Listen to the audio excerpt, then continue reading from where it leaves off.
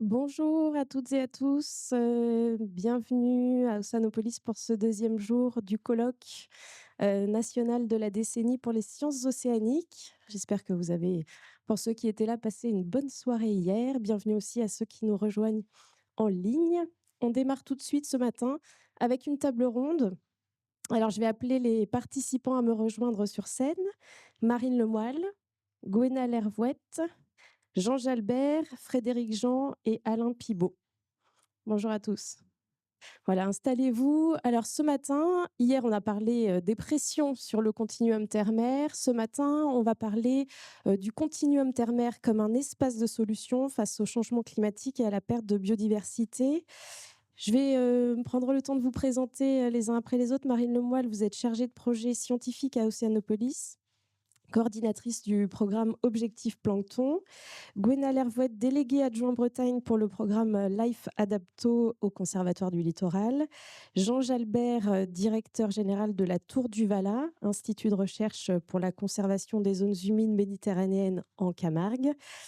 Frédéric Jean, directeur de l'IEM, l'Institut universitaire européen de la mer, et Alain Pibaud, coordinateur national du programme Life Mara au sein de l'Office français de la biodiversité.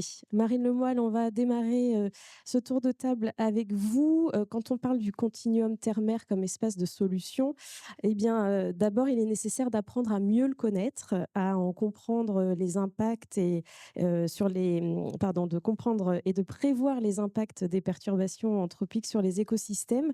C'est justement ce que vous visez à travers le programme de recherche participative Objectif Plancton. Est-ce que vous pourriez nous en parler? Bah oui, bien sûr, bonjour à tous. Effectivement, Objectif Plancton, c'est un programme de recherche participative, plus précisément, qui est dédié à l'étude du plancton côtier. C'est un programme qui réunit des scientifiques, qui réunit des médiateurs et des médiatrices scientifiques, ainsi que des citoyens. L'objectif, c'est d'étudier quels peuvent être les impacts des changements globaux sur les communautés planctoniques côtières. Et donc, les scientifiques, avec lesquels on travaille, qui sont issus de l'IFREMER, de l'IUM, UBO, du Muséum national d'histoire naturelle et de Sorbonne Université, ils vont essayer d'étudier quelles sont, quelle est la variabilité saisonnière et entre les années, ainsi que la variabilité spatiale à petite échelle de ces communautés planctoniques. Donc ils vont étudier les communautés phytoplanctoniques, donc les microalgues, y compris les espèces toxiques. Ils vont étudier aussi le zooplancton, le plancton animal, ainsi que les paramètres environnementaux comme la température, le pH, la salinité, les éléments nutritifs, les nitrates, les silicates, les phosphates.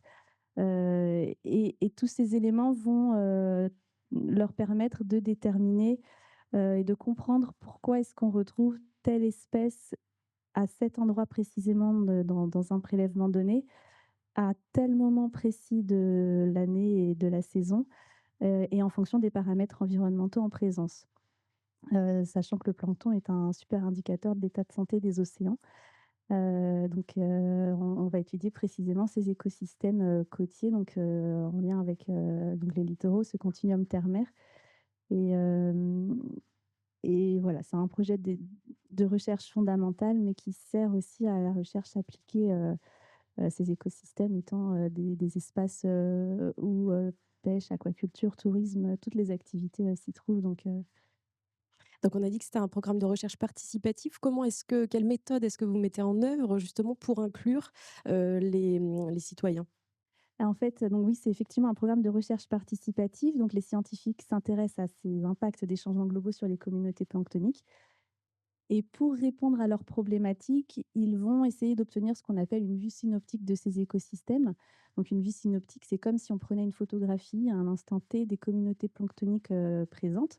Et pour réaliser cette vue synoptique, qui est une vision globale, mais malgré tout précise, ils vont avoir besoin de faire plusieurs prélèvements au même instant sur un même écosystème donné. Et par exemple, en rade de Brest, on va, prélever 17 échantillons d'eau de mer, 17 échantillons de plancton au même instant. Au même instant, c'est à la minute près. heu, une heure qui est définie par les scientifiques et pour ça, on va déployer 17 bateaux en même temps. Donc les scientifiques n'ont pas 17 bateaux à déployer au même instant, sur un même écosystème donné. Donc on va faire appel aux citoyens effectivement qui vont venir, pouvoir prélever et faire une série de mesures, également in situ pour, et ensuite ramener à quai les échantillons, les éléments mesurés aux scientifiques qui vont ensuite analyser en labo, ce qui s'est passé. Et donc on va travailler avec, une centaine d'usagers de la mer, c'est parce que ça va comprendre à la fois des plaisanciers, mais aussi on travaille avec les sauveteurs en mer, parfois la marine nationale, quelques professionnels aussi qui nous aident à prélever et heu et et donc c'est ce lien qui va être fait avec les citoyens est fait par les entre les scientifiques et les citoyens, ce lien est fait par les médiateurs scientifiques. Donc on travaille avec, une structure de médiation scientifique sur chacun des sites d'études. Donc en rade de l'Orient, par exemple, on travaille avec, l'Observatoire du plancton.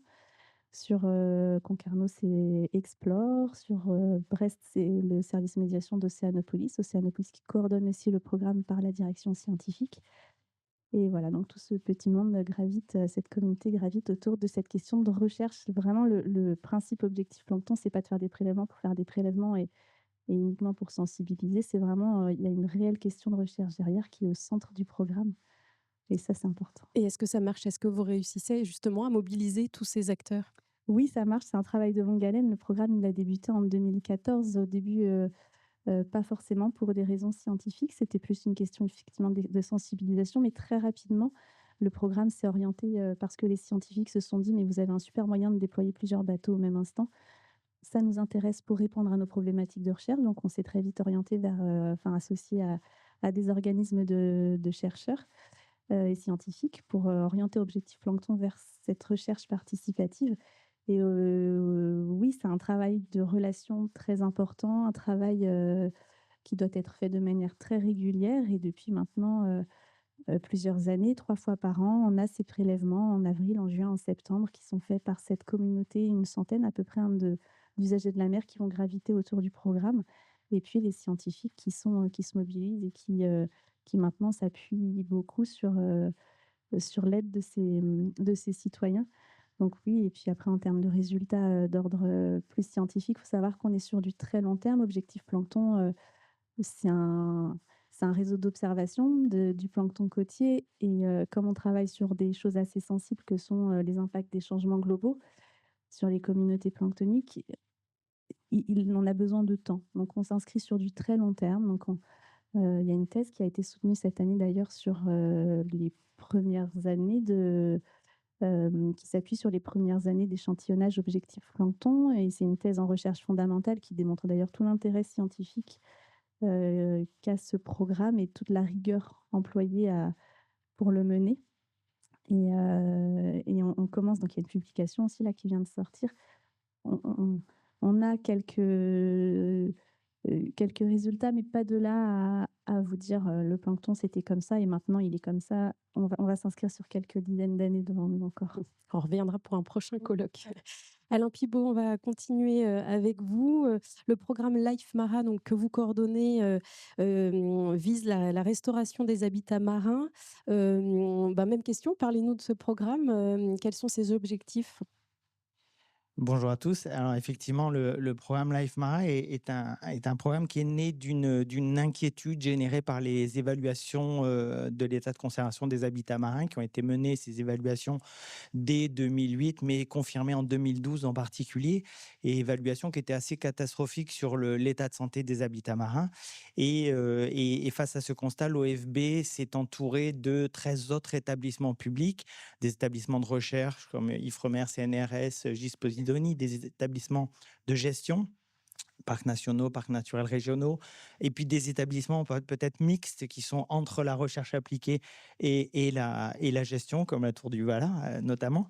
Et avec ces 14 établissements, on a travaillé sur la question de la trajectoire de l'état de conservation des habitats marins et essayer d'expliquer pour quelles raisons, après 40 ans de politique publique de gestion des écosystèmes marins, on en était toujours sur une trajectoire plutôt négative. Et Et donc, on a audité toute la filière de mise en œuvre de ces politiques publiques. On a travaillé à essayer d'identifier les causes de cette trajectoire. Et l'objectif a été de développer un certain nombre d'actions pour corriger cette trajectoire et pallier les déficits finalement ou le manque d'efficacité de certaines opérations de gestion et de conservation. Et donc, via ce programme, on a mis en place à peu près 650 actions sur les 164 sites Natura 2000 marins, puisqu'on s'est focalisé sur la politique Natura 2000. Et via ces 650 actions développées depuis les Bouches de Bonifacio jusqu'au banc de Flandre, donc sur l'ensemble du territoire national, en passant par les lagunes méditerranéennes, on a travaillé sur des actions visant à tester, évaluer et déployer des mesures correctives pour restaurer les habitats marins. Voilà, donc on ne peut pas toutes les citer, ces 650 actions, mais est-ce qu'on peut peut-être en donner des grandes lignes? Alors, parmi les constats, puisque la première étape du Life Mara, ça a été d'évaluer et de faire un audit des procédures. Parmi les principaux constats, on a identifié notamment la faiblesse de mise en œuvre des évaluations d'incidence, cette procédure qui est un pilier de la mise en œuvre de Natura 2000 et globalement de la protection, c'est-à-dire essayer d'évaluer l'ensemble des projets qui se mènent dans des espaces naturels et en réduire l'impact. Donc, c'est globalement l'application de la démarche ERC appliquée à Natura 2000, ces évaluations d'incidence. Et c'est effectivement un des gros constats, c'est qu'il y avait un manque de mise en œuvre de ces évaluations d'incidence. On a accompagné des mesures correctives sur ces évaluations. D'une part, en formant les personnels, puisqu'on a formé plus de 300 instructeurs d'évaluation d'incidence dans les services d'instruction, dans les DDTM en particulier, avec l'école supérieure de la mer, le SPMer. On a également travaillé sur des outils de mise à disposition d'informations, que ce soit des référentiels techniques, des cartographies d'habitat, des éléments d'évaluation des interactions entre les activités et les écosystèmes. On a travaillé également sur des outils très opérationnels comme le Poulpe, qui est en ligne aujourd'hui et qui est très fréquenté par les services de l'État notamment, qui permet, chaque fois qu'il doit y avoir une autorisation d'usage sur le domaine marin, d'en faire une évaluation assez rapide pour connaître les interactions entre tel usage et tel écosystème, tel habitat, telles espèces, etc. Donc, puisque le thème de ce matin, c'est ça, c'est les solutions face à notamment la perte de biodiversité, on peut dire que le programme Life Mara est bien dans notre thème. Oui, parce qu'en fait, le programme Mara s'est attelé systématiquement à faire le lien entre la science et la mise en œuvre de la gestion. Et on a énormément travaillé sur le continuum terre-mer aussi. Parce que bien évidemment, alors sur les lagunes méditerranéennes, c'était une évidence, mais même sur les sites Natura 2000 côtiers, on s'est rendu compte qu'on ne pouvait pas gérer un site côtier si on ne gérait pas la mer et tout ce continuum.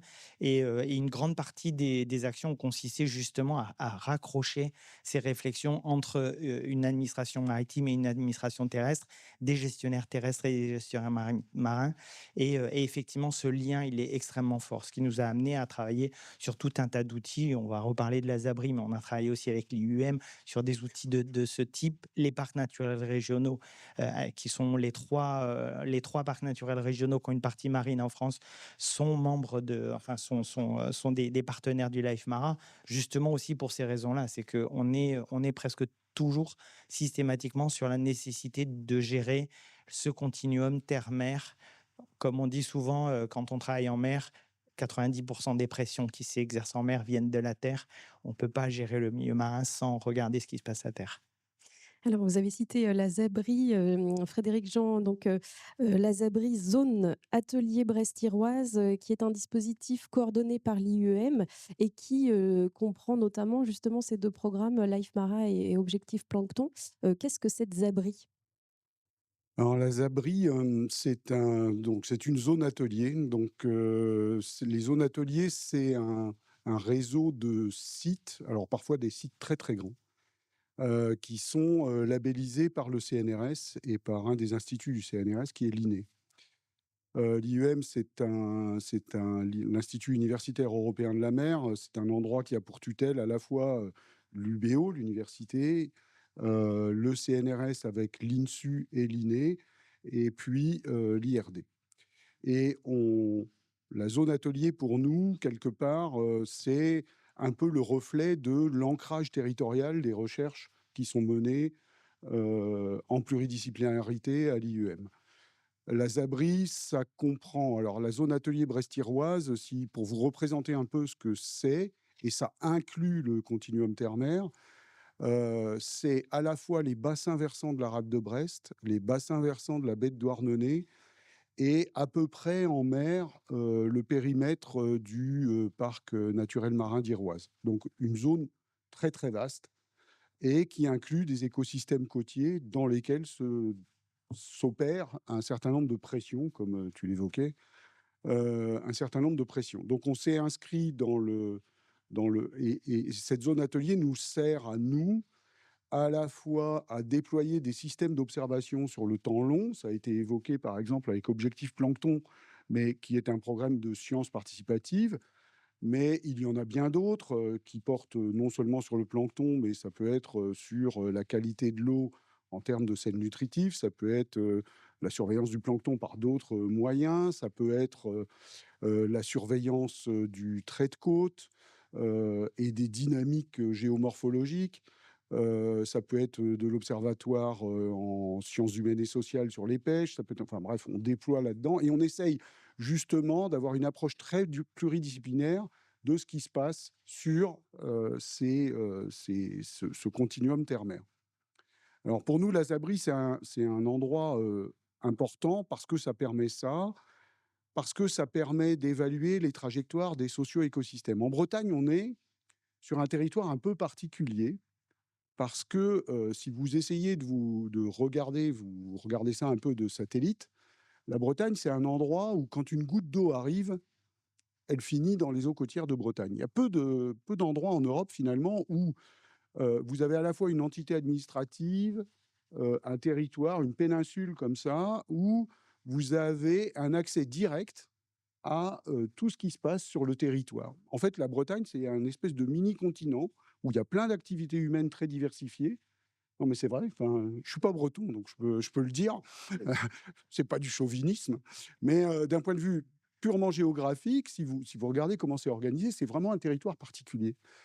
Et on s'est dit que sur le territoire qui était à notre portée, qui est un peu notre jardin, ben, on pouvait déployer ces approches pluridisciplinaires qui permettent d'évaluer l'effet des pressions qui ont lieu sur le continent, sur le fonctionnement des écosystèmes côtiers et sur les trajectoires des socio-écosystèmes, puisque c'est un des concepts qu'on utilise maintenant en sciences, pour essayer de comprendre comment l'alliage entre les pressions humaines et le fonctionnement des systèmes naturels résulte, qu'est-ce que ça donne comme résultat finalement en termes de fonctionnement de ces écosystèmes et des sociétés humaines autour. Voilà.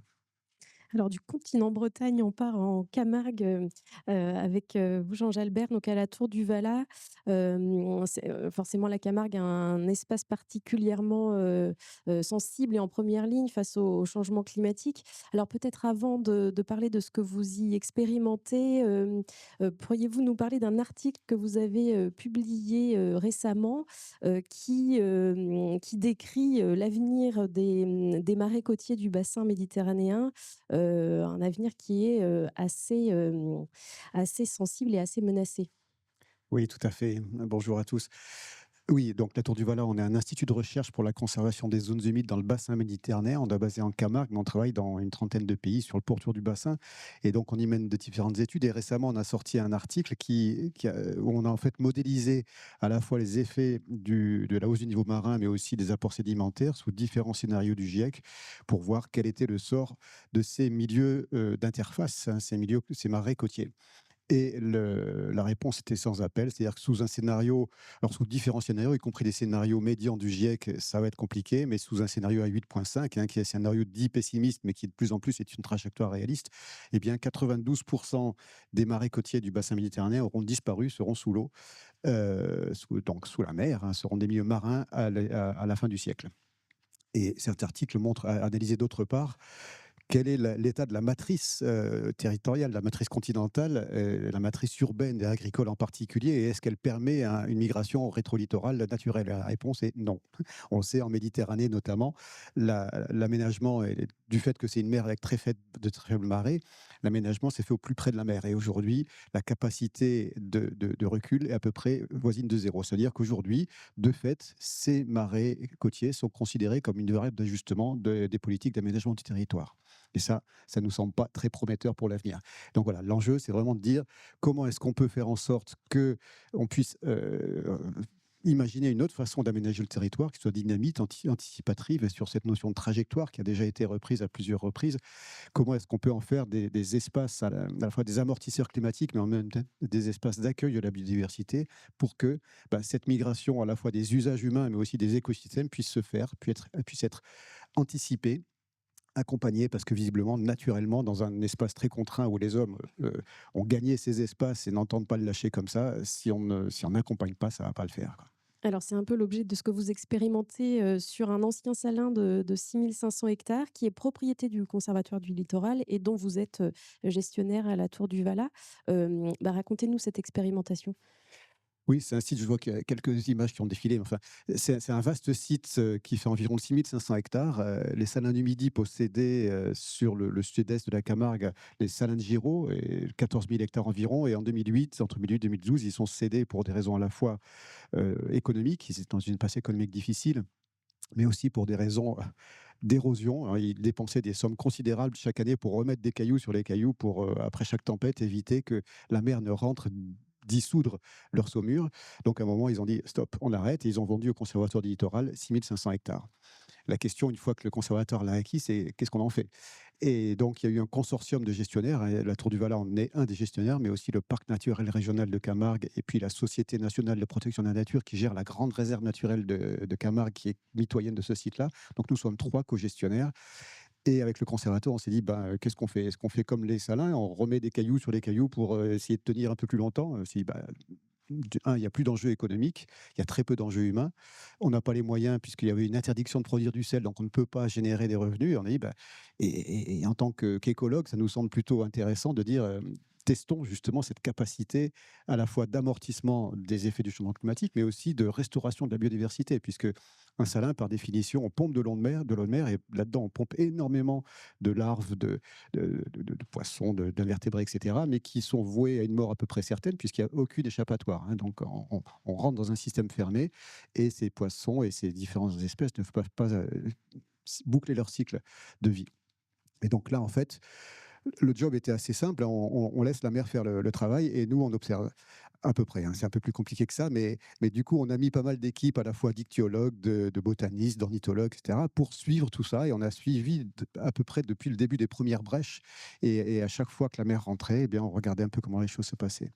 Petite précision quand même, l'idée, c'était pas de laisser la mer rentrer et ennoyer toute la Camargue, hein. La Camargue est très plate, c'est un delta où 70% de ce delta est à moins d'1 mètre d'altitude. Donc, si on ne fait rien, c'est sûr que ça peut avoir des conséquences importantes pour toutes les activités économiques et même les habitats humains. Donc, l'idée, c'était de dire, on a la chance à cet endroit-là d'avoir une digue qui a été construite, la vraie digue de protection des biens et des personnes, construite fin 19e siècle et à environ 4 à 5 kilomètres à l'intérieur des terres. Et on a dit, ça, c'est l'ouvrage de défense.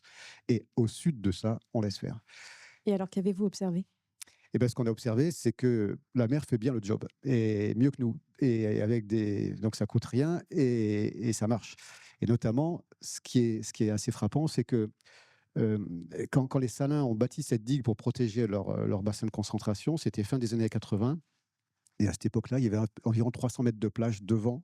Cette plage, elle s'est complètement érodée en 20 ans. Début des années 2000, à chaque tempête, l'énergie des vagues venait taper sur cette digue directement et emporter. L'énergie des vagues était restituée vers le large en emportant tout le sable. Donc cette digue aggravait et accélérait les érosions. Néanmoins, tous les habitants camarguais sont toujours persuadés que cette digue les protège. Or, ça accélère leur sort funeste.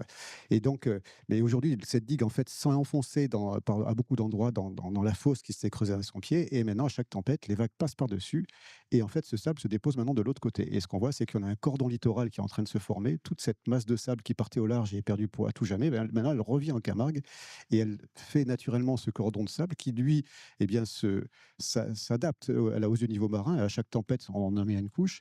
Et à un moment, on pense que ce cordon va se détacher de la digue parce que pour le moment, il est ancré sur cette digue, mais on voit que la ligne de rivage avec l'érosion côtière remonte vers le nord. Et cette digue ce cordon littoral, petit à petit, va sûrement rouler sur lui-même, se détacher et évoluer. Et donc, il nous semble, enfin, c'est pas qu'il nous semble, c'est aujourd'hui un fait, c'est que ce cordon littoral est une défense efficace, adaptative à la hausse du niveau marin, qui coûte rien. Voilà. Mais ça, c'est compliqué à faire passer. Et l'autre élément, juste sur la biodiversité, le fait que ça se soit réconnecté naturellement, alors sur tous les compartiments, mais en particulier sur le compartiment aquatique, l'explosion de la biodiversité, avec notamment beaucoup de poissons qui ont une valeur commerciale, qui viennent faire une partie de leur cycle de vie là-dedans, enfin, voilà, plein d'espèces, mais vraiment une explosion en termes à la fois de diversité et de biomasse. Donc une solution qui marche, mais vous l'avez dit, pas facile à faire accepter. On reviendra après aux difficultés, aux obstacles auxquels vous êtes confrontés. Avant cela, Gwenal Hervouet, j'imagine que ce que Jean Gelbert dit, ça résonne aussi au Conservatoire du littoral. Laisser le trait de côte évoluer, c'est finalement un positionnement qui a été affirmé par les programmes Adapto et Petit Frère Adapto Plus. Présentez-nous ces deux programmes, peut-être aussi les différences entre les deux.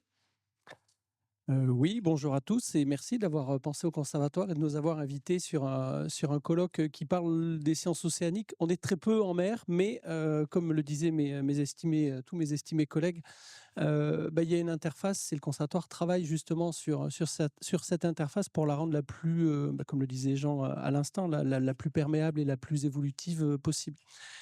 Le conservatoire, juste en deux petits mots, c'est un établissement public national qui a pour mission de préserver les écosystèmes et paysages littoraux, mais essentiellement côté terre. On est très très peu en mer, vraiment de manière très parcellaire.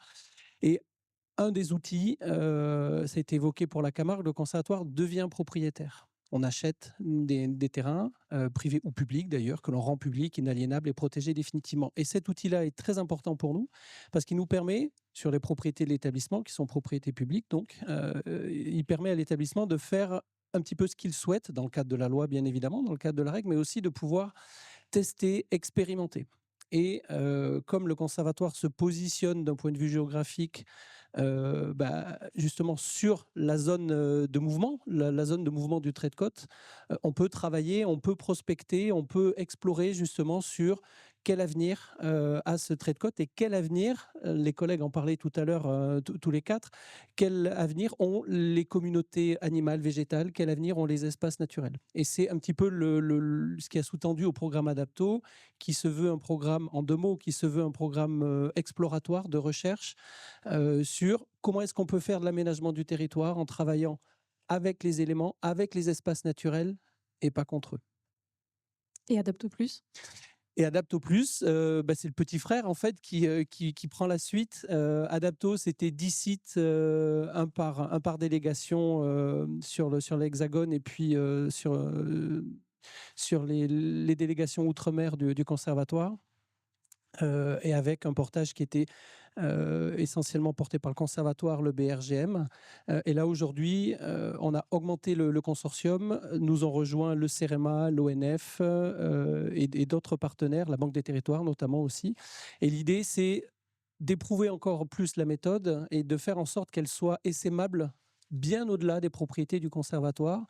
Il ne faut pas que ce sur quoi on travaille aujourd'hui ne bénéficie qu'aux espaces naturels propriétés de l'établissement, mais aille bien au-delà et on travaille véritablement à destination des acteurs du territoire, des aménageurs, des élus, des services de l'État, et on disperse ce savoir et cette connaissance. Alors, est-ce que ces programmes font leurs preuves? Est-ce que vous avez des exemples peut-être à nous donner? Oui, déjà, l'exemple abordé par Jean, je ne reviendrai pas sur ce que tu viens de dire, mais qui est exactement dans la logique de ce que l'on cherche à prouver. Déjà que c'est...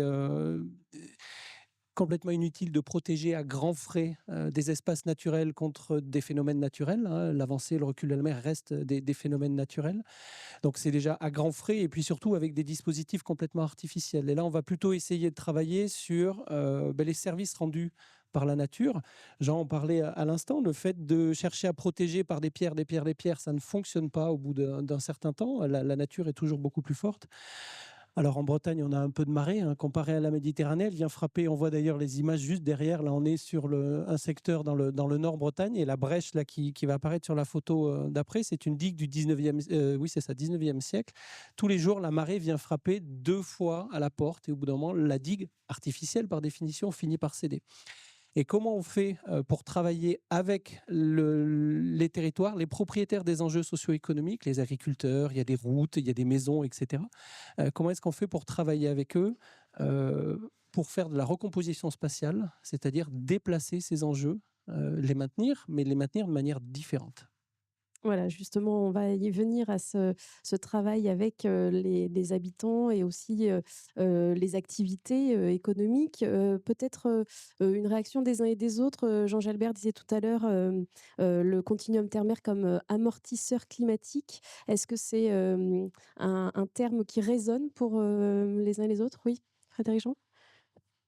Alors, amortisseur climatique, c'est certain, les exemples qu'on vient de voir, en tout cas, amortisseur des effets des modifications du climat. Voilà, je ne pense pas que ce soit un amortisseur du climat, mais un amortisseur des effets du changement climatique, ça, c'est une certitude. Je pense que une des choses très importantes qu'il faut absolument faire, et par exemple, même quand on est un institut de recherche très fondamental comme ce qu'on fait nous, je pense que, et c'est à ça que servent des dispositifs comme la Zabri, c'est à ça que servent des dispositifs comme ceux qui sont mis en œuvre par la Tour du Valat, etc. C'est qu'il faut travailler avec les gestionnaires, les citoyens et avec les collectivités qui sont impliquées. Et la zone atelier, par exemple, c'est un des endroits où on peut faire ça. C'est-à-dire que les programmes de recherche tels qu'ils sont développés, les chercheurs, les questions sur lesquelles vont travailler les chercheurs, sont aussi générés par des préoccupations qui ont à voir avec les préoccupations des gestionnaires d'espace, des gestionnaires de la biodiversité, des gens qui, quelque part, font le travail qui est en aval par rapport à ce que nous on fait, mais très clairement, et c'est l'invitation qu'est la zone atelier, c'est aussi fait justement pour que l'on pense la manière dont on fait la science pluridisciplinaire autour des questions qui sont générées par les gestionnaires, les collectivités, etc. Et ça induit le fait que, par exemple, on forme les gens, on forme des acteurs sur les territoires, des techniciens des collectivités territoriales pour certaines problématiques, parce que le fait de monter des programmes de sciences participatives ou de sciences coopératives ou collaboratives de cette manière-là, ça permet aussi aux chercheurs d'alimenter de les alimenter en données qui servent au programme de recherche.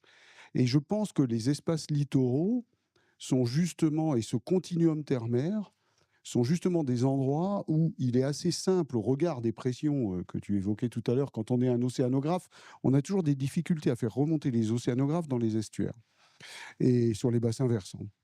Et les gens qui travaillent sur le terrestre ont beaucoup de mal à descendre sur le côtier. Et pourtant, toutes les études scientifiques qui s'intéressent à ces interfaces montrent l'importance d'avoir une approche complètement intégrée entre les deux. Et cette approche intégrée, on ne peut la mettre en place qu'en ayant cette vision autour de sciences qui intéressent à la fois les gestionnaires et les citoyens. Et donc former des gens qui, au nom d'un gestionnaire ou au nom d'une collectivité, vont aller faire des relevés parce que ça les intéresse, eux, au titre de la gestion, mais que ces relevés soient mis en place conformément à des protocoles scientifiques qui permettent ensuite d'alimenter des programmes de recherche, ça me semble extrêmement important. Et je pense qu'en ce sens-là, oui, le continuum terre-mer, c'est un des moyens, un des endroits où on peut développer ces approches assez facilement, parce que tout le monde comprend bien que les problèmes sont liés entre l'amont et l'aval. Et on parle assez peu des problèmes qui sont liés aussi de l'aval vers l'amont, mais quand vous pensez aux poissons migrateurs, par exemple, on voit, et quand on voit l'effondrement de ces populations de migrateurs, de poissons migrateurs, l'effondrement de ces populations de poissons migrateurs à l'heure actuelle, on voit bien qu'on a un problème dans les deux sens, en fait. Voilà.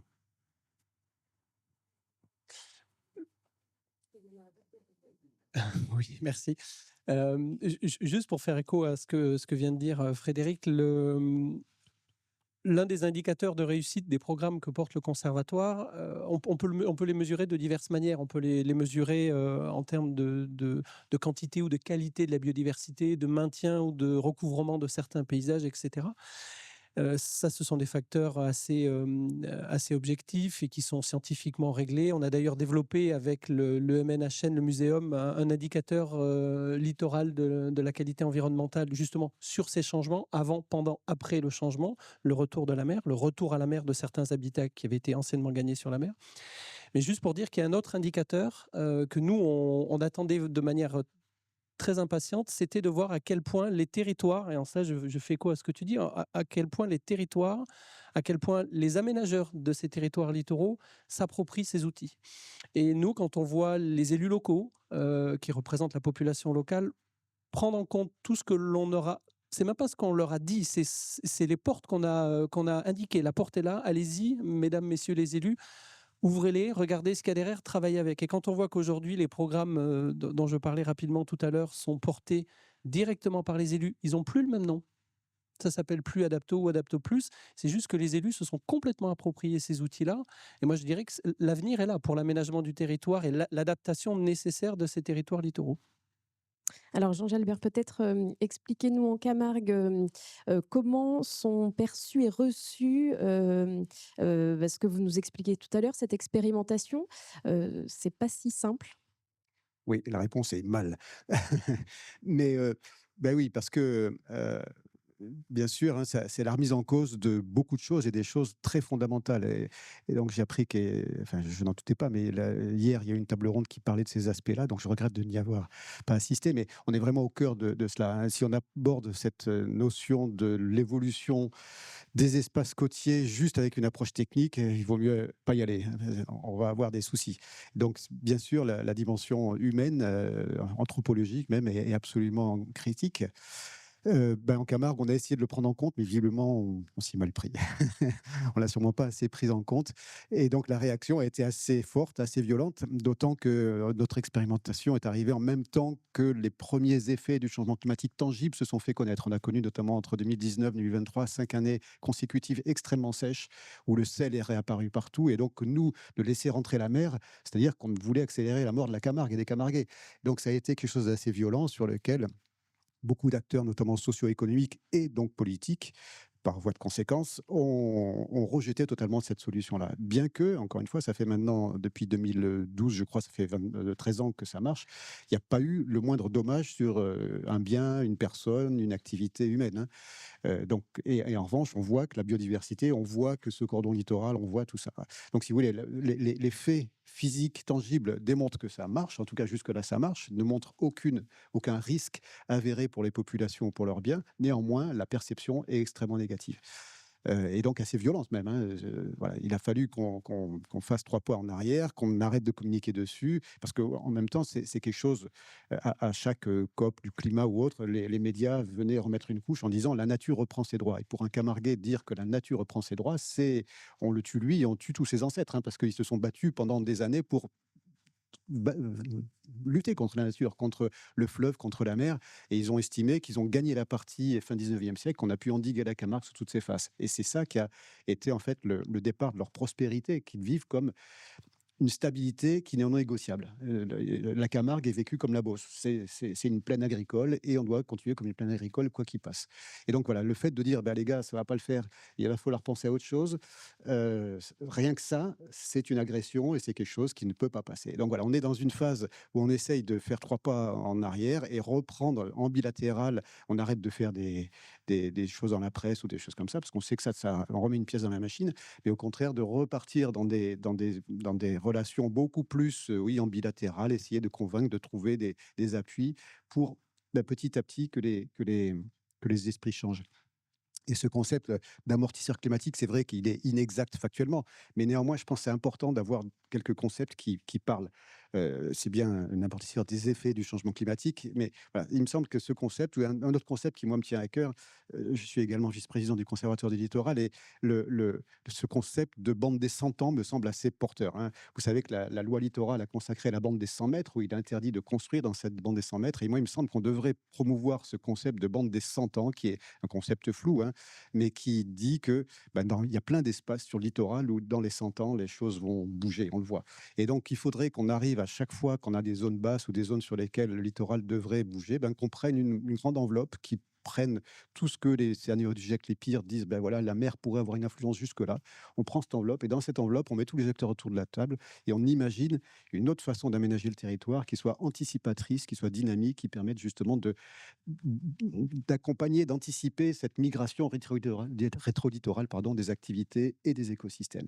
Donc voilà, c'est ce type de concept qui me semble important à outiller un petit peu et à porter politiquement, et pour que petit à petit, les acteurs des territoires soient convaincus qu'effectivement, le fixisme n'est pas une option.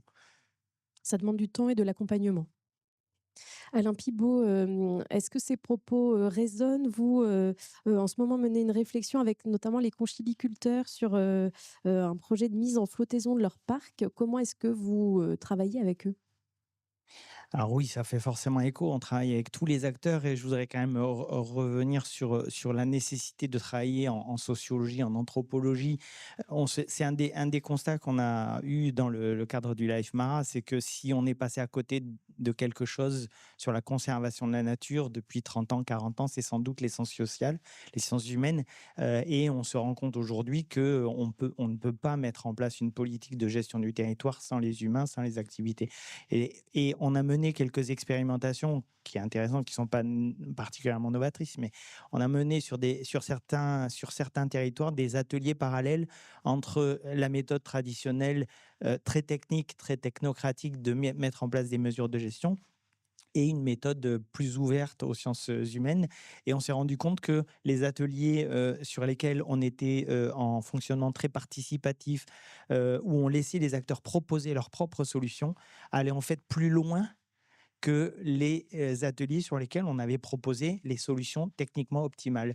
Et en fait, les acteurs sont pas si bêtes que ça en général. Quand ils arrivent à s'approprier les enjeux, ils vont souvent plus loin. Et c'est le cas que ce soit avec les pêcheurs, les conchyliculteurs, le nautisme, tous les acteurs avec lesquels on travaille aujourd'hui sur la gestion des sites Natura 2000 notamment. On se rend compte que dès que la gouvernance est plus ouverte, plus transparente, plus participative, on obtient des résultats très intéressants. Et comme tu le disais, Jean, clairement, on a loupé une partie de l'exercice depuis pas mal d'années sur le fait de mettre en place des mesures de gestion. Alors, effectivement, les conchyliculteurs sont en train de se projeter. Alors, ils le font surtout seuls, hein, et c'est très bien que ce soit comme ça que ça se passe. Ils sont en train de se projeter sur le fait de voir disparaître des écosystèmes littoraux sur lesquels ils implantaient leurs structures et qui viennent buter avec l'élévation du niveau marin et l'érosion, qui viennent buter sur des infrastructures qui, elles, ne vont pas remonter suffisamment vite, et finalement l'espace qui est aujourd'hui occupé par la conchyliculture va disparaître. Ce sera le cas aussi pour les écosystèmes côtiers, et c'est une vraie question importante, mais du coup ils vont changer complètement de stratégie et peut-être se mettre en flottaison pour aller au large, là où ils étaient posés sur les vasières littorales et sur les espaces littoraux. Moi j'aime bien une réflexion qu'on avait eue aussi en Languedoc-Roussillon à l'époque, l'Occitanie aujourd'hui, sur la gestion de ces écosystèmes côtiers, qui montre la complexité de gestion. Alors là, on n'est plus sur les sciences humaines, beaucoup plus sur du scientifique, sur les questions qui se posent de manière très pragmatique. Je me souviens sur la réserve de l'Estagnol, qui est une petite réserve, un étang littoral, où la question se posait sur le fait d'ouvrir à la mer ou au contraire de laisser fermer. Cette réserve est une réserve avec un marais littoral en eau douce, avec des marais qui abritent le butor étoilé, qui est une des espèces. Alors, je ne suis pas spécialisé oiseaux, je pense que c'est l'espèce la plus critique, l'une des plus en danger d'Europe. Et effectivement, c'est une espèce qui est inféodée aux eaux douces, aux marais d'eau douce. Et si on laisse rentrer l'eau de mer, on change complètement l'écosystème et donc on abandonne une espèce en danger critique au profit d'un écosystème. Donc la question au sein du Conseil scientifique régional du patrimoine naturel faisait l'objet de beaucoup de débats. Donc à la fois les sciences humaines, l'intégration de tous les acteurs dans la réflexion, mais aussi des questions scientifiquement très complexes.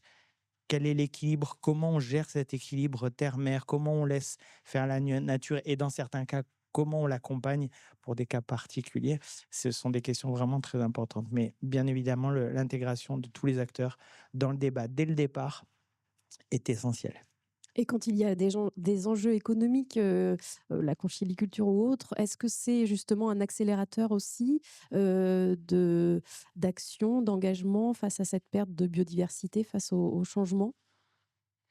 Alors, bien évidemment, les enjeux économiques, ont un écho direct dans les enjeux politiques, et effectivement, on a, dès qu'on a un enjeu économique de filière, on a un lobbyisme qui se met en place, de l'action de politique, et l'action technique derrière est un peu complexifiée par un contexte, socio-économique qui est sensible, qui peut être sensible.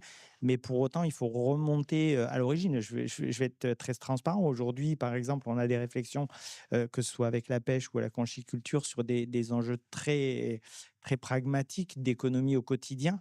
Et là encore, on se rend compte que chaque fois qu'on a des réflexions en silo, on se plante complètement. Et effectivement, il faut systématiquement avoir des réflexions beaucoup plus ouvertes. Aujourd'hui, on réfléchit sur la protection des zoostères, par exemple.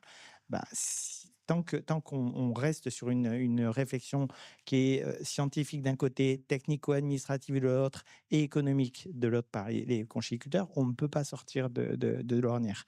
Donc là, il y a des vraies réflexions. Et on est sur un sujet vraiment de réflexion terre-mer, là, de continuum terre-mer, parce que typiquement, ces zoostères sont vraiment une illustration de cet équilibre terre-mer, puisque c'est une espèce qui est vraiment dans cet espace de continuum. Marine Lemoine, tout cela, corrobore le fait que Objectif Plancton et plus largement les programmes de recherche participative sont vraiment aujourd'hui nécessaires et finalement, c'est vous qui avez tout compris? Bah, on peut dire ça. Oui, effectivement, alors juste peut-être sur le terme, on emploie, science, recherche participative, science citoyenne, recherche collaborative, on emploie beaucoup de termes, il y a quelques nuances, qui peuvent donner lieu à des débats. L'idée de base, c'est d'impliquer les citoyens dans la recherche scientifique pour faire avancer la science. Et effectivement, c'est co-construire les savoirs, co-construire, dans plusieurs disciplines d'ailleurs, hein, les sciences humaines et sociales emploient beaucoup, les recherches participatives, santé, éducation, milieu naturel aussi, hein, dans une moindre mesure, dans une encore plus moindre mesure, en sciences océaniques. Les citoyens, ils peuvent être impliqués de différentes manières, de la conception de la question de recherche pour certains, à la collecte de données. Certains vont pouvoir aussi participer. C'est pas toujours facile et ça ne peut pas toujours se passer comme ça, mais même dans l'analyse des données, la diffusion des savoirs et des résultats. Il y a une pluralité, hein, des projets ou des programmes de sciences de recherche participative. Hem quand on regarde de près ces projets-là, et c'est ce qu'on fait à Océanopolis, hein, une de nos missions étant, de créer, de recréer, de faire vivre le lien entre science et société. Quand on les regarde, ces projets, on s'aperçoit effectivement que c'est un levier très puissant, pour faire avancer, les connaissances. Donc d'un point de vue scientifique, ça a un réel intérêt de collecte de données, notamment dans le cadre, en tout cas, d'Objectif Plancton, mais d'autres programmes. Et côté citoyen, ça leur permet, de se sentir utile, ça permet de participer, ça permet de retrouver confiance en la science. Je crois qu'aujourd'hui, dans le contexte dans lequel on est, c'est assez important de pouvoir avoir, à nouveau confiance dans la science, et de maintenir ce lien, de refaire dialoguer science et société, 2 univers qui devraient pas tant être opposés et qui devraient, logiquement travailler, ensemble. Et ces programmes-là le permettent, et effectivement, Objectif Plancton aujourd'hui n'existerait pas, ne pourrait pas fonctionner si la participation des citoyens, n'était pas, aussi active qu'elle l'est aujourd'hui. Donc effectivement, les programmes de recherche participative sont un super levier pour mobiliser. Et c'est vraiment du donnant-donnant, hein, les citoyens. Donc, ils vont pouvoir acquérir aussi des connaissances, ils vont pouvoir mieux connaître un environnement ou un milieu qu'ils peuvent côtoyer quotidiennement mais qu'ils connaissent finalement assez peu. Et du côté des scientifiques, ça va permettre d'ancrer leurs questionnements, ça va dans le territoire, dans la société avec laquelle ils vont travailler, et puis d'acquérir effectivement un certain nombre de données et d'aboutir à des résultats. Gwenaëlle Hervouet, tout à l'heure, vous disiez les élus s'emparent de vos programmes. Finalement, ce ne sont même plus Adapto, Adopto Plus, mais voilà, ils se les accaparent. Derrière, bien sûr, il y a les habitants, les administrés. Est-ce qu'il y a cette difficulté aussi pour eux à faire accepter ces choix? Bah, je vais répéter un petit peu, encore une fois, ce que disaient les collègues. L'homme a toujours été plus fort que la nature, ça c'est bien connu, et il a toujours gagné, et cetera, et cetera. Donc je blague en disant ça, mais c'est une réalité ancrée un peu dans l'inconscient collectif. Et quand on s'adapte, on le voit aujourd'hui là dans le travail que l'on fait, quand on prend le parti de s'adapter en anticipant un petit peu, en faisant beaucoup de travail auprès de nos partenaires, on se rend compte qu'il y a une forte résistance. Une forte résistance parce que ça a toujours été comme ça. Je l'ai toujours connu comme ça. Alors on sait, certaines études, je ne vais pas faire l'affront de faire une thèse en sociologie présentement, mais l'inconscient collectif, c'est même pas 30 ans, donc ça n'a pas toujours été comme ça. Et quand on essaye de faire accepter à la population, nous on s'en est rendu compte sur plusieurs exemples, il y a plusieurs outils de médiation et j'en entends parler, et ce que tu disais à l'instant fait vraiment écho chez moi, le fait de faire travailler la population, de l'impliquer dans les décisions, ça c'est un premier point, mais aussi de trouver des outils de médiation qui vont au-delà, ce que disait Alain tout à l'heure, au-delà de comment dire, du calcul, du seul calcul scientifique, qui est hyper important, qui est absolument nécessaire. Moi, j'ai fait travailler là sur le site que l'on voit défiler derrière en photo, des scientifiques, le BRGM, qui nous ont fait des calculs prédictifs qui se sont tous avérés exacts à quelques centimètres, quelques millimètres près. Donc voilà, ça, on y est très accroché. Mais en termes de pouvoir de communication et de conviction auprès de la population, c'était à peu près égal à zéro, comme le disait Jean tout à l'heure. Il y a une des photos qui passe derrière, c'est la photo de la maison avec des bouts de bois qui sont plantés dans l'eau. On se demande ce que c'est. Et en fait, c'est un outil de médiation qui nous est un peu tombé comme ça sur les bras un tout petit peu par hasard. Et c'est celui qui fonctionne le mieux, c'est la médiation artistique. C'est une artiste qui est venue me voir et qui m'a demandé est-ce que je pourrais travailler autour du projet Adapto que vous êtes en train de mettre en place. J'avoue, en profane que je suis pour l'art, j'ai dit bon, fais-toi plaisir et puis on verra. Si ça fonctionne pas, tant pis, on perdra pas beaucoup de temps et pas beaucoup d'énergie. Et en fin de compte, on y a passé beaucoup de temps ensemble et c'est l'outil qui fonctionne le mieux. Pour autant, il ne peut pas être le seul. Il nous faut tous les autres outils de médiation scientifiques, techniques, etc. Il nous faut l'outil politique aussi, l'outil de planification et l'outil de médiation culturelle et hyper important pour convaincre le grand public et faire adhérer et faire passer beaucoup de messages. Et aujourd'hui, quand on va sur site, je peux parler de chiffres, je peux parler de rapports du GIEC, tout ça est vrai, tout ça est logique et scientifiquement prouvé, aucun problème. C'est pas ça qui fait écho auprès de la population locale. Ce qui les touche vraiment, c'est le ressenti personnel, c'est les paysages, c'est leur interprétation du territoire, et puis les œuvres artistiques qui font discuter. On aime, on n'aime pas, c'est pas la question, mais qu'est-ce que ça évoque chez moi? Qu'est-ce que ça révèle? Et ça, c'est fondamental. Pour que ça soit accepté, faire participer le public ou les toucher de manière un peu différente, pour moi, c'est fondamental. Jean Jalbert, ça vous donne des pistes pour la Camargue? Oui, oui, plein, bien sûr, mais la Camargue est ailleurs, parce que je pense que la Camargue n'est pas particulière, en fait. Mais c'est vrai que des sites comme la Camargue ou comme les Marais de l'Ouest, les Marais poitevins, où les hommes se sont battus depuis des générations, je pense que là, c'est plus dur, quoi. On sent que c'est ancré très fortement et tout changement, c'est certes les 30 ans, c'est une génération, mais c'est aussi toutes les générations d'avant. Mais juste pour revenir sur ce qui a été dit, c'est vrai que cette notion de continuum terre-mer, c'est un continuum physique, mais on voit que il n'existe pas, et ça a été dit, hein, en France, on est très très fort. On a fait une administration spécifique pour la mer et d'autres pour la terre qui n'arrivent pas à communiquer entre elles, des scientifiques spécialisés de la mer et de la terre, et on voit que ça fait 20 ans qu'on se dit ce continuum, il faut le faire vivre. On n'y arrive pas. On n'y arrive pas. Sur le plan administratif, scientifique, des acteurs, on n'y arrive pas. Néanmoins, et c'est là où je trouve que tous ces outils de médiation sont absolument indispensables. On parle des artistes, le paysagiste aussi, hein, comme tu le dis à l'instant, Gwenaëlle, chacun est très attaché à son paysage et à une vision personnelle. et d'avoir un médiateur qui, par l'intercession d'un petit carnet de croquis, peut figurer le paysage d'aujourd'hui, figurer ce que pourrait être le paysage demain.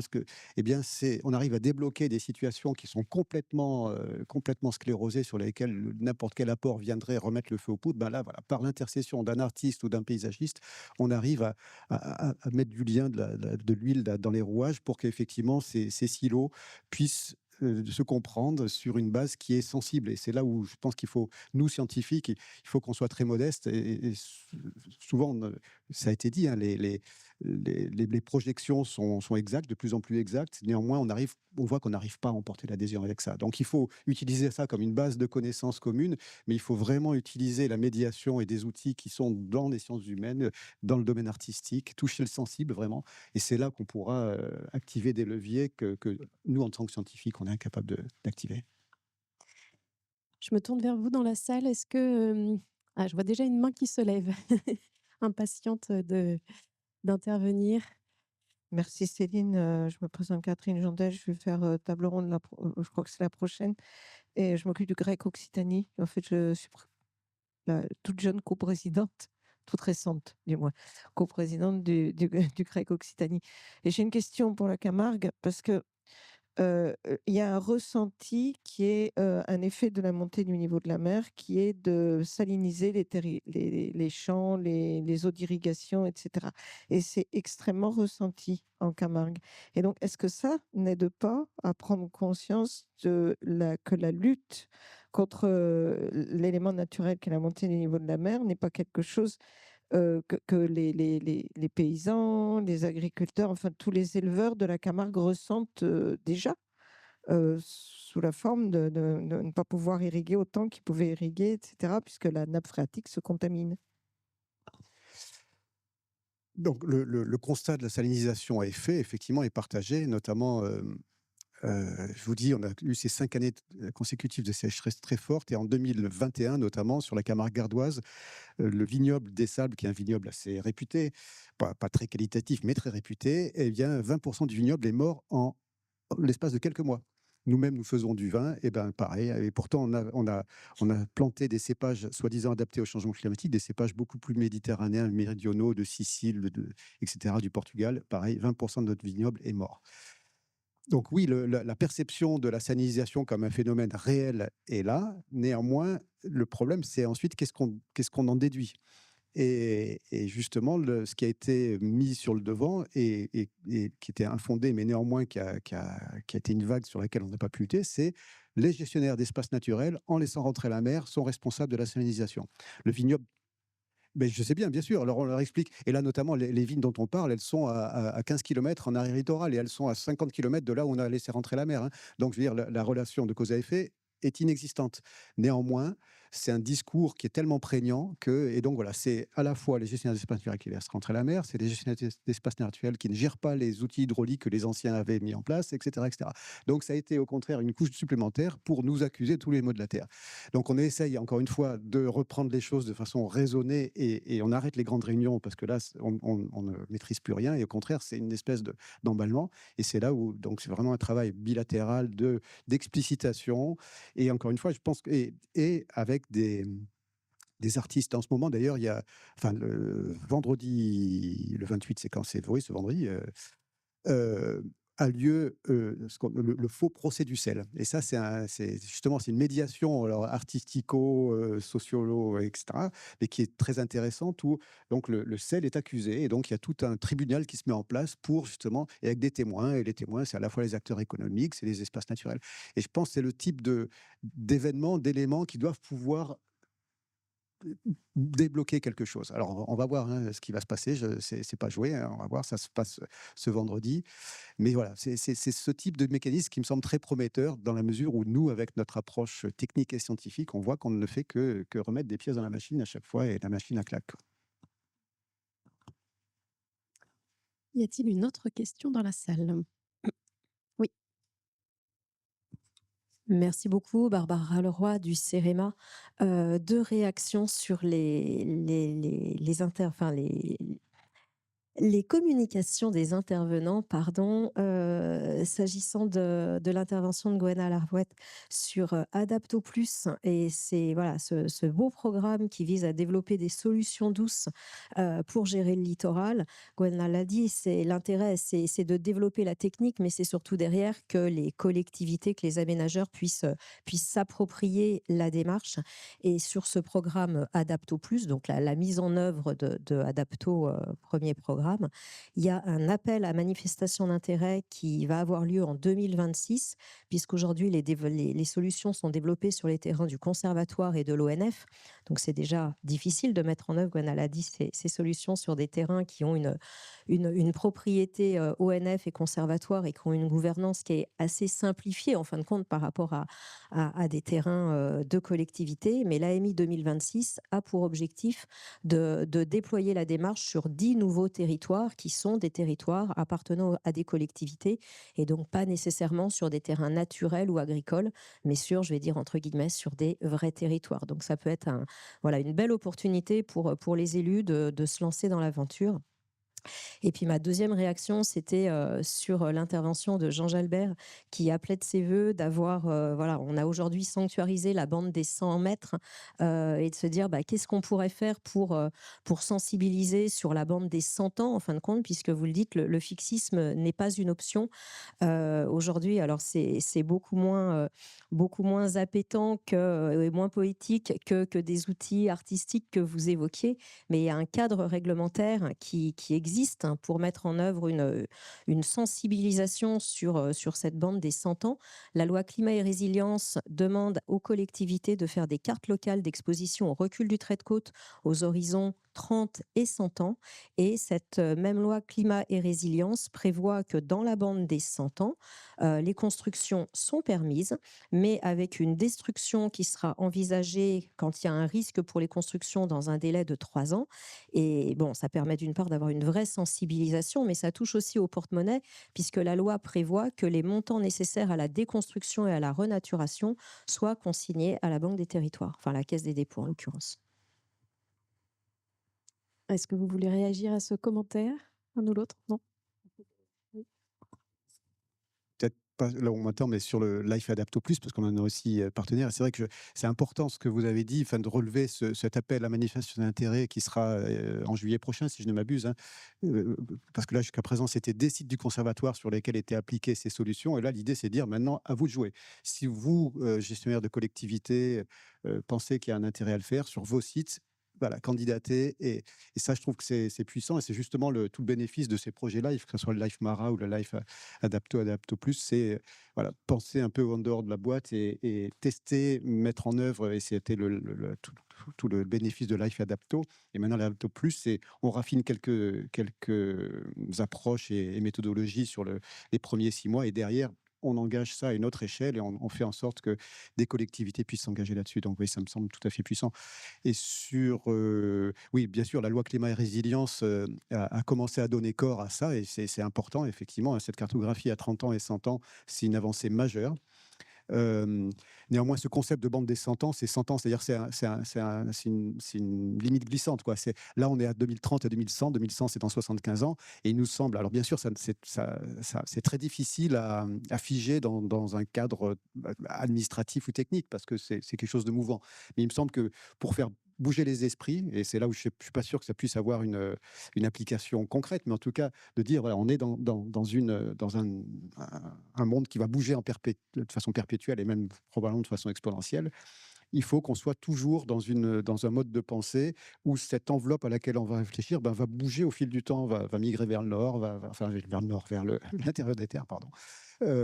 Et donc, c'est un peu ce concept-là. Donc, c'est là où peut-être que ça tient pas la route. Hein. Peut-être que c'est des choses comme ce que dit la loi climat-résilience avec des cartos à 2030 et 2100.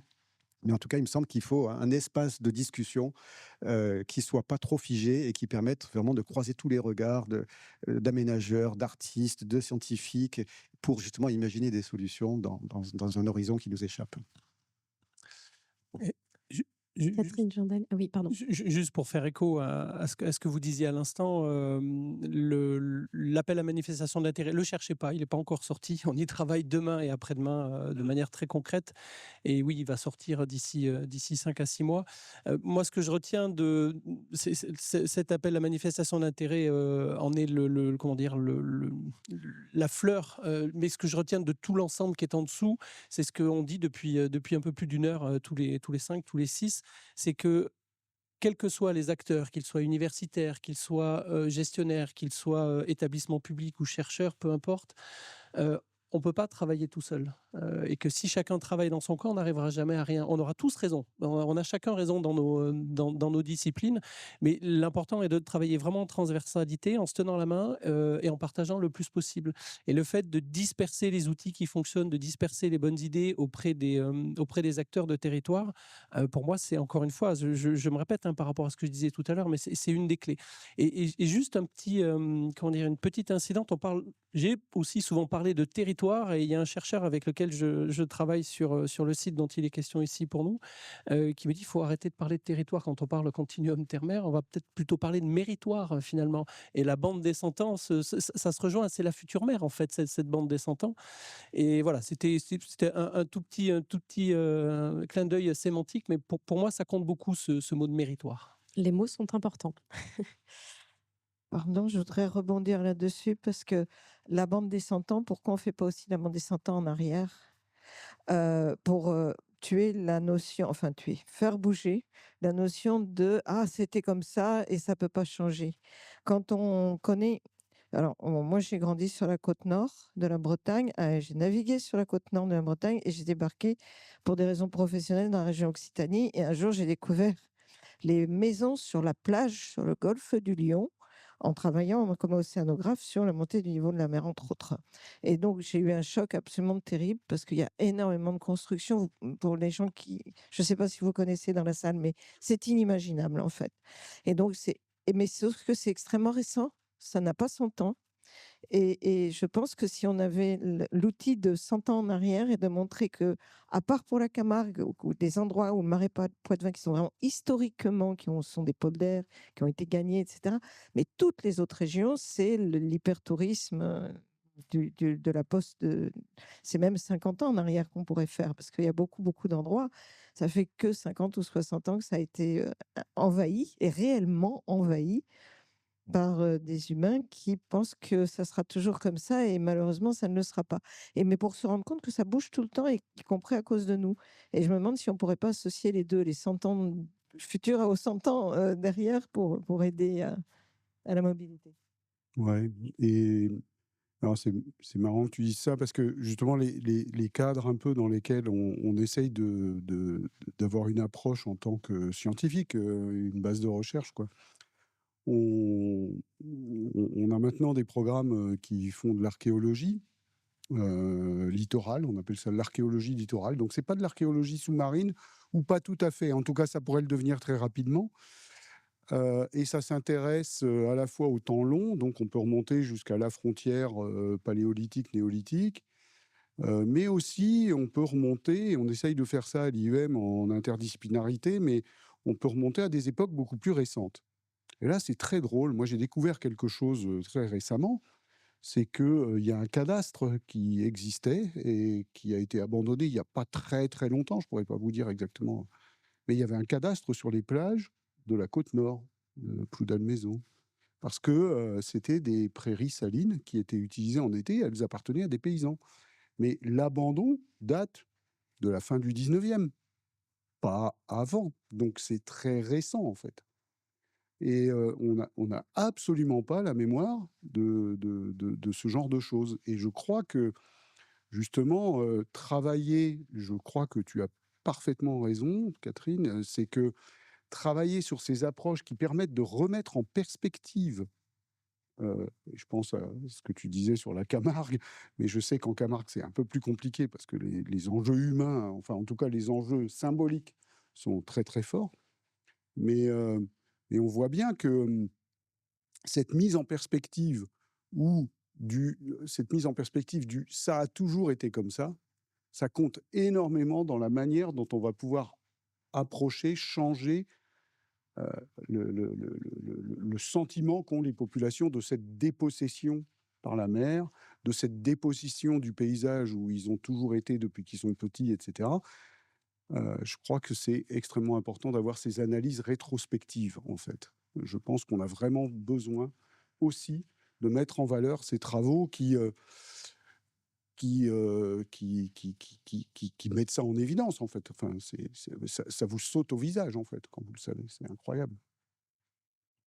Ouais, si je peux abonder dans ce sens-là, effectivement, en Camargue, par exemple, à chaque fois, notamment le syndicat des riziculteurs, son mantra, c'est de dire sans riz, la Camargue serait un désert salé. Sauf que le riz en Camargue, il a 70 ans, la Camargue a 10 000 ans, et que je sache, elle n'a jamais été un désert salé.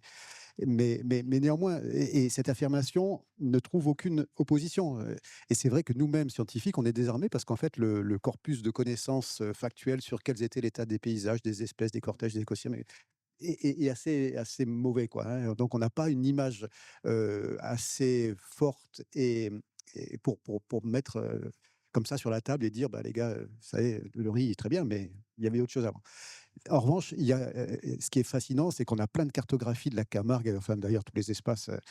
Et alors quand on voit ces cartes, y compris des cartes du XVIIIe siècle, on dit mais où le cartographe a fumé la moquette, où il y a un truc parce que ça ressemble pas du tout à la Camargue. Mais justement, ils étaient bons ces cartographes, et on voit que la Camargue n'avait rien à voir avec ce qu'elle est aujourd'hui.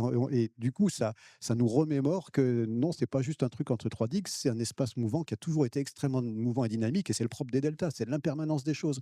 Et sauf que voilà, vouloir avoir voulu et réussi à fixer un delta, c'est le tuer à terme. Et donc voilà, réinstiller le fait qu'un delta par essence c'est dynamique, et la vie, la richesse, et y compris la richesse qu'en retirent les hommes, c'est lié à cette dynamique d'un écosystème, d'un géo-écosystème, socio-écosystème. Voilà, c'est ça qu'il faut arriver à réinstiller. Et je pense qu'effectivement, des voyages rétrospectifs sont nécessaires pour ça. Si je peux faire juste de compléter, pour les locaux, il y a un travail très, très intéressant qui a été fait il y a pas très longtemps et qui a été présenté à l'IUM, c'est Historad, et vous avez tout à fait raison, je vous rejoins sur cet intérêt d'avoir un regard très rétrospectif, puisqu'il a fait l'analyse des 2000 ans d'histoire de gestion de la rade de Brest, et c'est ce qui nous sert le plus aujourd'hui pour convaincre les acteurs qu'on n'est pas sur une situation figée.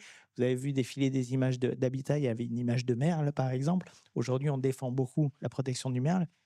Et ce travail rétrospectif nous a montré que finalement, le merle est venu aussi se réimplanter sur un habitat ancien qui était les huîtriers naturels, qui ont disparu dans la rade de Brest du fait de la surexploitation. Mais en fait, on défend aujourd'hui une situation ponctuelle qui n'était pas la situation naturelle d'il y a 2 siècles, qui n'était pas non plus la situation de 1000 ans. Donc, montrer toute cette évolution naturelle, ça nous aide aussi énormément à gérer, à faire comprendre l'évolution dynamique des habitats, etc. Donc, oui, je pense que vous avez tout à fait raison. Il faut vraiment montrer cette dynamique pour pouvoir faire comprendre que rien n'est figé sur les écosystèmes, et en particulier sur le littoral. Puis d'ailleurs, toutes nos grandes plaines littorales sont des plaines qui, à un moment donné, ont été dans la mer. Il suffit de voir le nombre de fossiles qu'on trouve dans les plaines du littoral languedocien pour se rendre compte qu'il n'y a pas très longtemps que c'était encore de la mer. Est-ce qu'il reste une question? Oui, 2. Bonjour, je voudrais d'abord vous remercier pour la qualité de vos interventions. Donc moi, je suis Romain Lemoyle, je coordonne le programme TerraRad, qui est justement un programme sur le continuum terre-mer que certains ont pu entendre hier avec Yves-Marie Paulet, qui est le président du comité scientifique. Je connais pour la plupart les travaux que vous menez, tant Fred-Jean avec justement le dispositif Zone Atelier que tu as présenté, qui est vraiment essentiel d'avoir une plateforme comme ça, de mettre la science au service du territoire. C'est hyper enrichissant et une réelle chance. Moi, là, ma question serait plutôt pour Jean Jalbert, c'est justement comment, moi, dans le cadre de mes missions, c'est comment impliquer certains acteurs, notamment nous, en Bretagne, c'est plutôt sur le volet agricole, où on trouve le plus d'inertie, qui sont assez réfractaires sur des changements qu'on apporte peut-être hors contexte pour eux, c'est en tout cas le biais qu'on nous reproche. Comment impliquer en fait ces acteurs-là dans une dynamique dans une dynamique de changement, mais justement participative, pouvoir qu'ils se saisissent de ces actions-là? C'est une très bonne question et je suis sûr de ne pas avoir la bonne réponse. Mais en tout cas, on teste des choses. D'abord, comme vous le disiez, c'est beaucoup de bilatéral. C'est se rencontrer entre personnes et pas forcément entre institutions pour arriver à créer une forme de connivence, en tout cas de confiance, et petit à petit avancer comme ça. Aussi au niveau institutionnel, bien sûr, hein, avoir des conventions avec les uns les autres. Et nous, on a choisi, donc on est à la fois des scientifiques, des gestionnaires d'espaces naturels, mais on est aussi agriculteurs, parce qu'on a fait le pari que il existe des formes d'agriculture qui peuvent être une base de prospérité, mais aussi compatibles, et non seulement compatibles, mais éventuellement favorables à la biodiversité. Et donc, on est nous-mêmes éleveurs, on a un troupeau de 150 taureaux de race Camargue, des chevaux, des moutons d'une race menacée, et on est aussi viticulteurs, riziculteurs, on fait des fruits et légumes, et à chaque fois avec une approche à la fois technique, agronomique, économique et écologique, bien sûr, pour vérifier si on est sur la bonne trajectoire ou pas. Alors, tout ne marche pas, bien sûr, comme on l'aurait voulu, et notamment, je vous dis, ces accidents climatiques sur la viticulture fait qu'au niveau économique, on boit un peu le bouillon, mais on croit quand même que ça a du sens. Et on fait ça, bien sûr, pas tout seul. On le fait avec la Chambre d'agriculture, on le fait avec des partenaires qui ont envie de s'engager là-dedans. Alors c'est vrai que c'est en général des partenaires d'une agriculture alternative, entre guillemets, enfin, l'agroécologie, qui a du mal à... Et donc, de fait, on a du mal à convaincre l'ensemble du monde agricole. Et on est, vous le connaissez bien, enfin, ces tensions du monde agricole entre une agriculture industrielle et une agriculture plus proche du vivant. Donc, nous, on est dans cette zone-là, mais en ayant vocation, pas à tourner en rond, mais justement à essayer de communiquer. Et là, je dois vous avouer que ça marche plutôt bien dans le petit cercle de l'agroécologie, même très bien. Et il y a plein de choses fantastiques qui se développent. Et voilà, il y a vraiment une dynamique d'échange qui est extraordinaire. Il y a plein de solutions, mais en même temps, il n'y a pas la solution. Et puis, c'est compliqué, c'est exigeant. C'est sûr que c'est plus simple de faire l'agriculture conventionnelle, mais c'est pas très prometteur. Donc, nous, on croit beaucoup à ça. Mais voilà, c'est pas une bonne réponse, hein. En tout cas, je vous dis ce qu'on fait, mais visiblement, il nous manque quelque chose. Donc, si vous avez des idées, je suis preneur. Alors, pour compléter, je vais faire un aveu. Normalement, c'est pas moi qui devais venir aujourd'hui. Normalement, c'est les scientifiques qui travaillent directement dans la zone atelier brest-thiéroise. Mais ils ne pouvaient pas venir parce que une bonne partie de l'équipe est en train de travailler actuellement, là, ces jours-ci. Il y a une série d'ateliers sur l'ensemble du bassin versant. Et les scientifiques en équipe, en impliquant aussi des gestionnaires d'espaces, de petits espaces, de grands espaces, rencontrent les agriculteurs en bilatéral. Exactement ce que tu disais. Donc là, ils sont sur les bassins versants et ils sont en train de travailler en groupe avec des agriculteurs qui font de l'agroécologie, de l'agriculture biologique, comme on dit communément, mais aussi avec des agriculteurs qui sont en conventionnel. Ces ateliers ont commencé la semaine dernière. Ils en ont fait toute une série tous les jours. Il y en a 2, 3 par jour. Et c'est assez rigolo parce que j'en ai discuté avec eux avant de venir. Et en fait, même les agriculteurs conventionnels, et même des représentants syndicaux, dont je tairai le nom évidemment ici, hein, de syndicats très productivistes, en bilatéral, ils se confient. Et ils finissent par dire bon, il y a un tabou. Normalement, je ne devrais pas vous dire ça, mais je vais vous dire. En fait, tout n'est pas perdu, c'est ça que je veux dire. C'est que je pense que tout n'est pas perdu, mais qu'il y a un travail énorme qui a à voir avec les sciences humaines et sociales. Finalement, si on fait un bilan un petit peu de ce qu'on a dit ce matin, en gros, depuis la fin des années 70, le début des années 80, les scientifiques qui travaillent en sciences de la nature, ils avaient dit ce qui allait se passer. Je caricature, mais en gros, moi, quand j'ai commencé, le cadre de travail était posé. Voilà, j'ai commencé, je fais ma thèse à la fin des années 80, vous voyez, le truc. Bon, voilà, le cadre était posé, on y était, en fait. En fait, on savait ce qui allait se passer. Réchauffement, biodiversité, c'est Rio 92, tout était dit.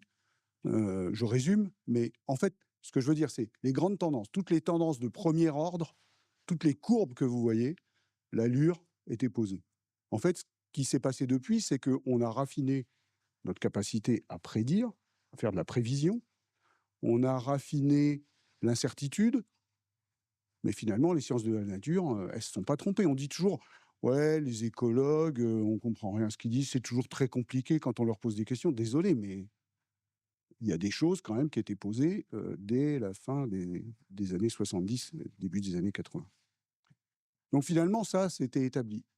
Et tout le boulot qu'on a à faire là maintenant, si on veut trouver des solutions à ce qui nous arrive, c'est ce boulot de travail avec, et je pense que c'est très important de se persuader qu'il faut vraiment mettre en place des vrais programmes, des vraies réflexions.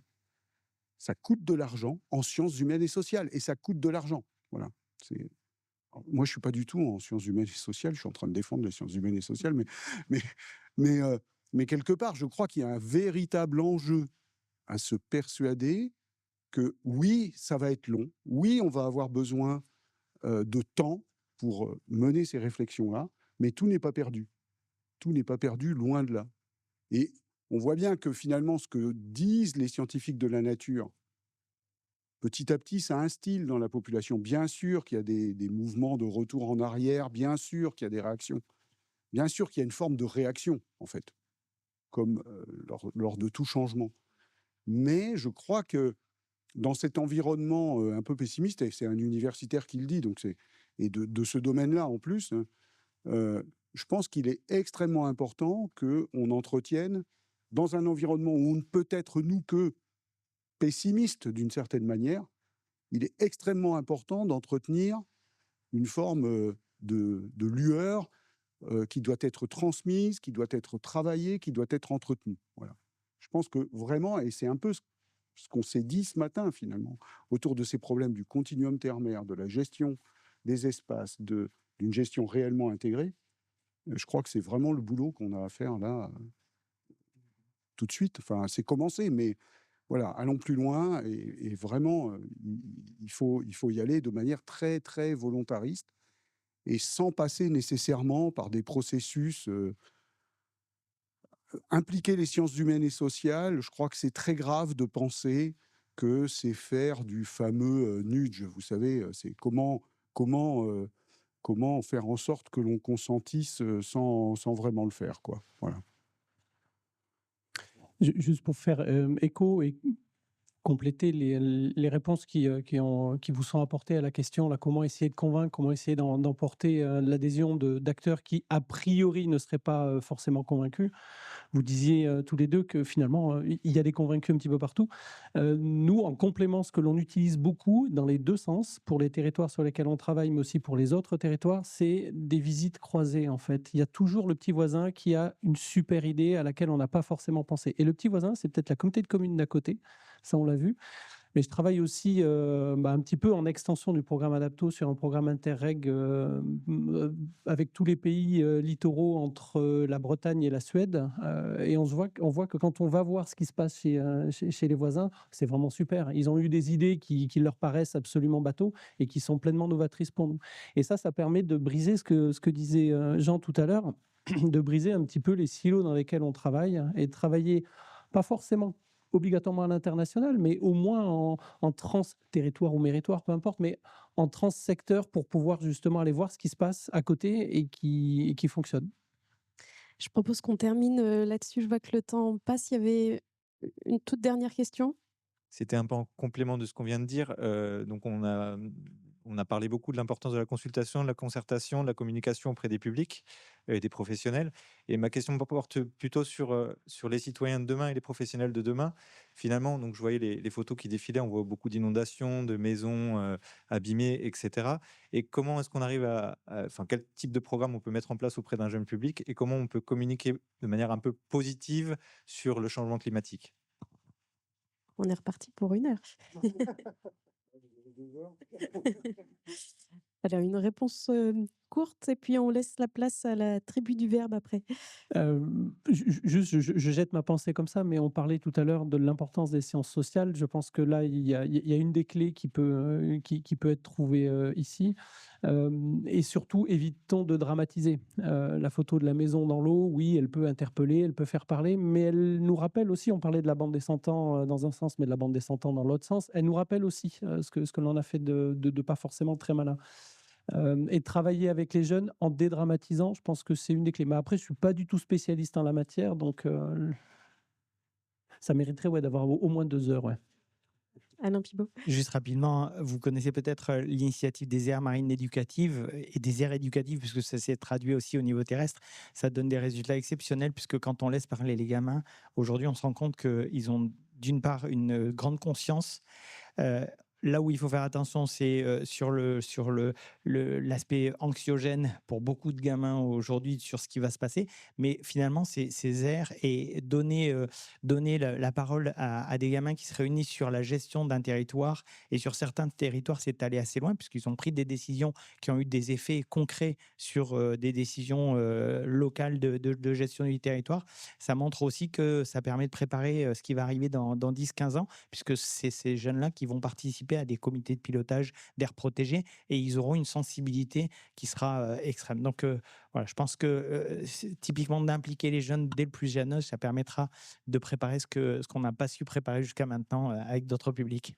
Voilà, on termine sur une note positive en plus, donc c'est très bien. Merci en tout cas à tous les 5 pour vos contributions ce matin. Comme je vous le disais, on va maintenant, voilà, vous pouvez bien sûr applaudir les intervenants. Merci beaucoup. On cède la place tout de suite à la tribu du verbe. On va voir ce qu'ils ont retenu de nos échanges. Journal du jour 2. On replonge dans l'atmosphère et continue homme, terre, mer. Ces interactions explosives, laissant l'humanité pensive. Alors on débat, discute, échange sur les faits, quand parfois ce sont nos palabres qui cachent la forêt. Cet espace de solution, cet objectif plancton que l'on recherche à tâtons face aux changements que nous sentons jusqu'en ce micro-système, où défilent vos théorèmes. Toute une vie synoptique en envie poétique, participative, comme vos recherches. Je saisis la moindre de vos perches pour vous dire, faire des prélèvements, évaluer et assembler vos éléments, retraçant vos trajectoires, testant et déployant mon art au sein de vos solutions, prenant votre tension, prenant votre poulpe, tout en restant souple. Entre modélisation et scénarisation, quand le pessimisme devient réalisme, remettre des cailloux sur des cailloux ne servira bientôt à plus rien du tout. Je ne suis pas breton, mais je peux le dire. Le cordon littoral peut suffire. Dans les faits, les grands frais ont peu d'effet. La recomposition sera spatiale, faisant le lien entre l'amont et l'aval. Le message est donc factuel. Le paysage reste et restera naturel. Oui, la nature reprend ses droits. Et pour certains, c'est l'effroi, c'est mal perçu, c'est mal reçu. Entre scientifique, technique et pragmatique, le citoyen ne retrouve pas sa pratique. Dans son salon, si loin des pensées en silo, il reste sceptique de toutes ces infos. Peu impliqué dans les décisions, tournant un peu tout en dérision. Pas besoin d'être sociologue pour voir que ce n'est qu'un monologue. Faudrait donc faire la part belle aux ressentis personnels, quand dans nos causes on s'ensemble, remettre une base sensible, remettre l'art au centre du jeu, penser ensemble, penser mieux. Nous ferons donc ce que nous pouvons, allumant des contre-feux de nos simples mots, de la force de nos stylos, en espérant que cela puisse suffire pour réinventer notre avenir, faire tomber les doutes entre tous et toutes, entre nos modes de pensée et penser à la mode, à la croisée de nos codes. Il est temps de converger en transversalité, en se tenant la main, le regard vers nos lendemains pour plus d'humanité.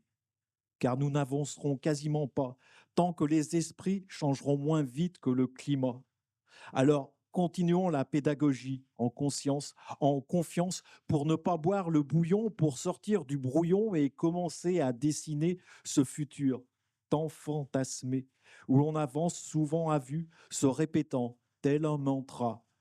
Oui, tout n'est pas perdu. Tout n'est pas perdu.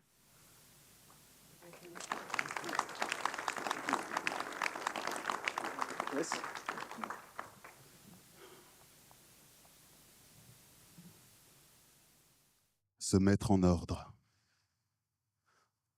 de marche. Il s'agit encore de prendre le large. Se mettre en ordre, allez, se mettre en ordre d'action. Il s'agit de créer des interstices et des intersections, de creuser son sillon, d'élargir l'espace, de pousser les murs, de faire de la place, d'élargir son espace de solution. Je vois un état de santé qui s'entend, qui s'étale, une étendue terre-mer qui s'étiole de manière létale.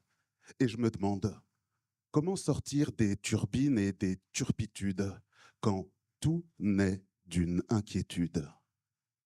Entre usage côtier et coutume, gérer terrestre et marin avec le même costume.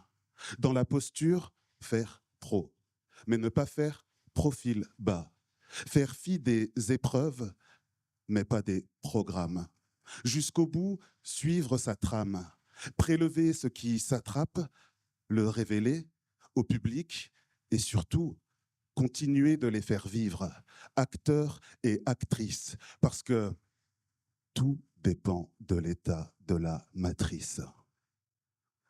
Il s'agit d'avoir les bons appuis, de savoir rebondir sur les amortisseurs climatiques, d'avoir des outils d'analyse qui trampolinent de pêche, sortir de la brèche et de parler d'une seule voix, telle une chorale, contre ceux qui aimeraient couper le cordon littoral. Parfois, la réponse est mal, mais la question était bien. De toute façon, la mer fait le job et ça ne coûte rien. Il s'agit donc de ne pas jouer avec les éléments, qu'on parle un peu moins d'économie, mais plus de ruissellement. Mais pas seulement. Entre mécanique descendante et bande descendant, éviter le parcellement. Et puis, allez, moi aussi, je ne suis pas breton, je peux le dire.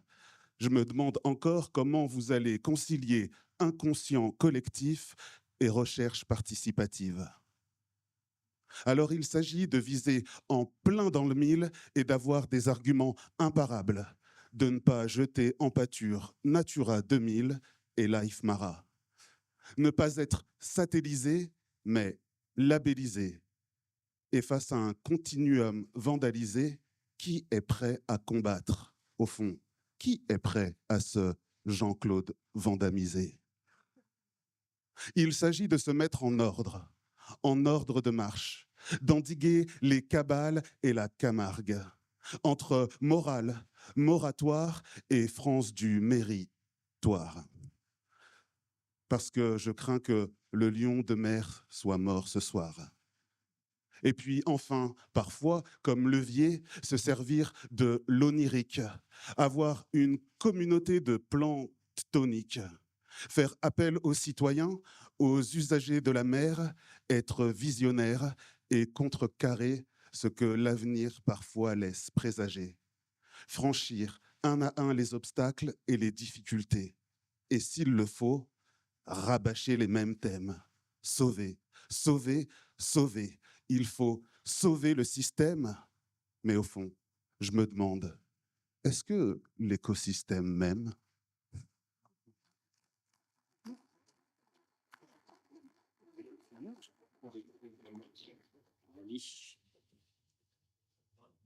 Préserver, Restaurer, restaurer, préserver, préserver au mieux, restaurer les lieux, préserver le vivant, restaurer, c'est évident, préserver de l'érosion, restaurer un horizon, préserver, revaloriser, restaurer, revitaliser, innover en nos vies, innerver l'énergie, transformer, transcender, observer, objecter, réfléchir, infléchir, réserver, restaurer, préserver, pour ne pas mourir, restaurer, pour bien se nourrir, déceler les dénis, relever les défis, préserver et protéger, restaurer et se projeter, planifier et partager, mobiliser ses acquis, solidifier ses appuis, penser et imaginer, changer et aménager, préserver, harmoniser, restaurer, humaniser, préserver, restaurer, se concerter et converger, tendre à l'acceptable, rendre désirable, s'engager sur le chemin, que des objectifs, engranger pour demain, que du positif, de fiers espoirs pour nos territoires, de nouvelles histoires en lesquelles croire, une vision, une mission, préserver, restaurer, restaurer, préserver.